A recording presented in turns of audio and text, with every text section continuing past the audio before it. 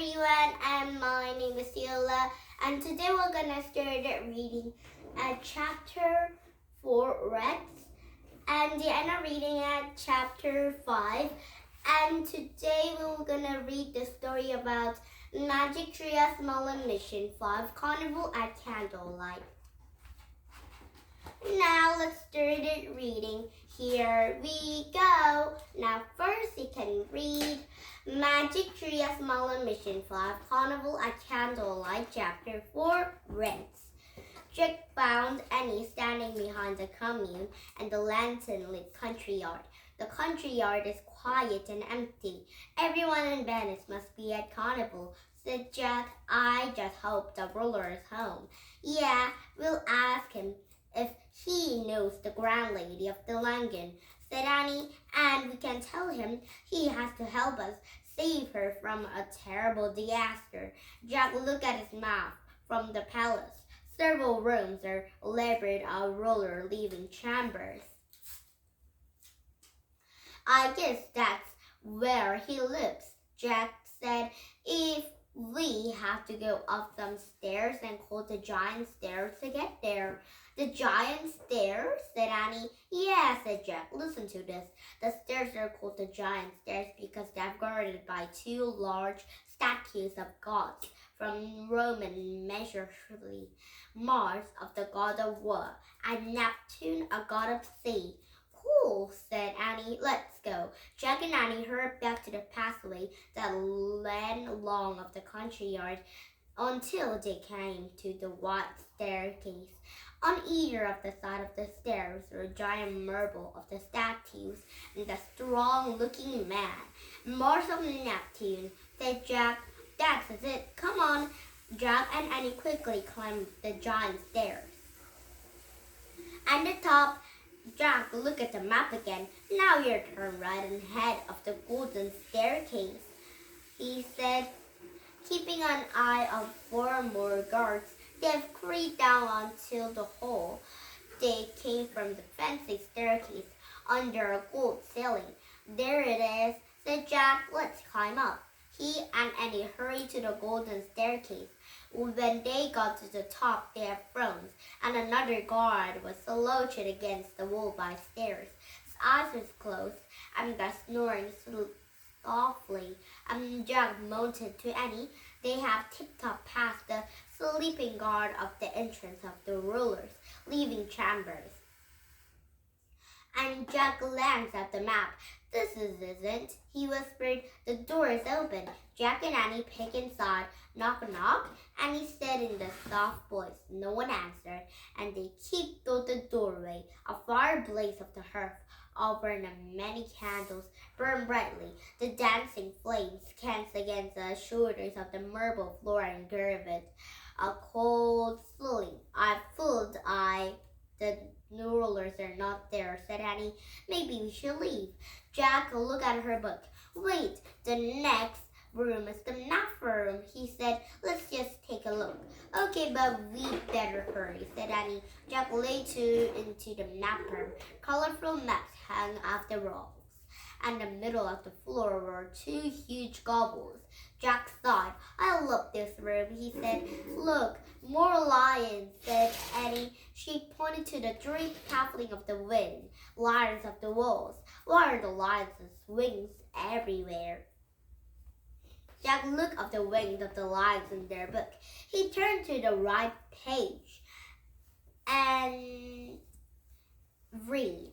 The winged lions is a symbol of the Venice, was painted of the paintings that sculptures all over the city, and the lion stands straight of both land and sea. Jack and Annie looked back of the lion paintings and heard the footsteps, grocery guard and sleepy guards rushing through the room. Hi, we're looking, began Annie. And they are the thieves, said the sleepy guard shouted to the grocery guard. I told you I heard the boys. We're not thieves, said Annie. We're just looking for your ruler and ask for his help. She's right, said Jack.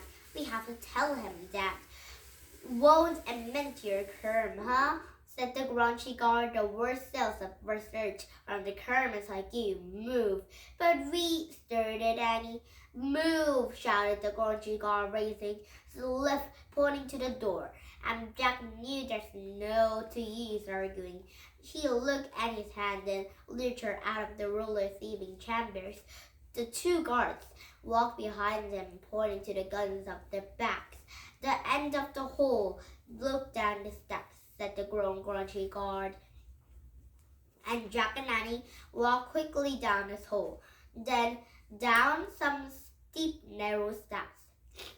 They moved to the low stone corridor, and the guards close behind them. Over a bridge of sighs, shouted the grunchy guard, and be sure to sigh when you cross it, because you won't be coming back for a year-long time. And Jack gripped Annie's hand and crossed the covered fruit bridge to another building. Once they inside, the skirted inside of the lantern's hallway to fill with the petals. If the shoes get squishy and soggy, and heat shows through the water, "Help!" shouted the grunchy guard, and Jack and Annie stopped in front of the heavy wooden door. The grunchy guard opened the door and pushed them into the dark, damp cell. The door slammed shut. Jack heard a heavy metal bolt clang into a piece, but when he heard the guards splash away down the hall, arguing with each other, the person was eerily quiet, and it was heard to the breath into the stale sail. It was hard to see, too. Only a dim light of the hallway showed faintly showed the barrel window. Under the window was the wooden bench. "What's now?" Annie said to the small boys. For a moment, Jack couldn't answer. His voice thin, and minutes ago they'd been in the bright carnival. "Now they're looking to the dinger person cell. I look into the book," he said, and Jack felt shaky as he opened the research book. He moved close to the barrel window to the red of the dim light and looked up to the person of the index, and he finally read aloud. The person cell's ground level of the place was called the Percy Mean Wells of the Pits. On the dank airs of the full with wrecks, even the government and thoroughly delight. They were too cruel, and they have squeaked to the dark corner, and they have stopped reading and looked up. He heard the squeak again, and the hair went off his neck. Was that a rat? He wondered. "Was that a rat?" said Annie. The squeak came again from the dark corner. Then a squeak came from another corner, and Jack heard a whistling along out of the walls. More squeaking. "Oh man," he breathed.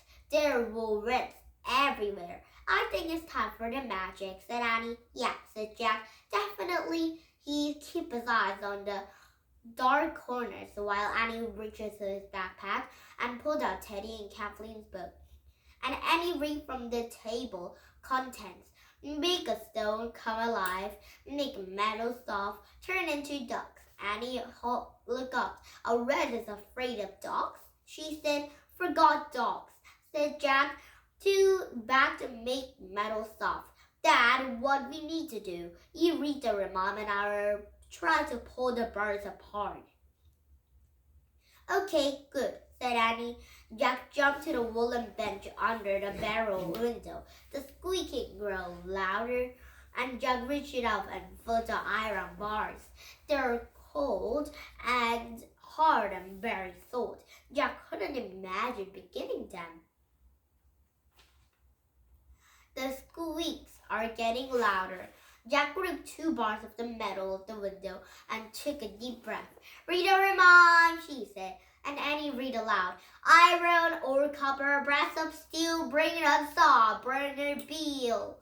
And as Annie finished the rhyme, the bars began to grow. They grow warmer in Annie's hands. "I think it's working," he cried, holding a bar tightly, and Jack pulled in opposite of the directions.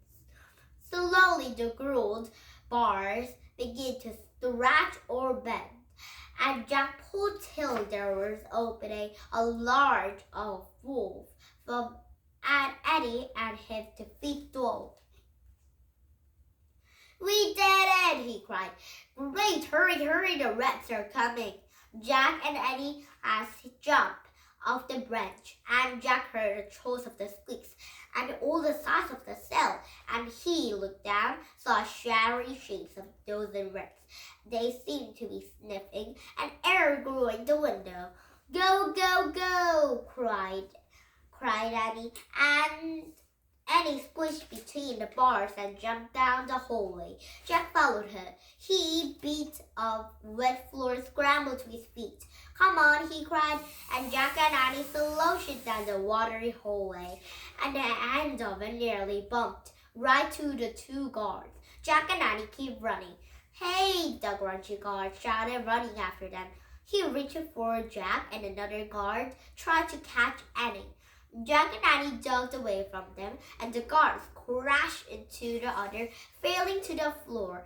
As Jack and Annie kept running down, dashed across the bridge of sighs, and rambled the car off into the steep stone steps.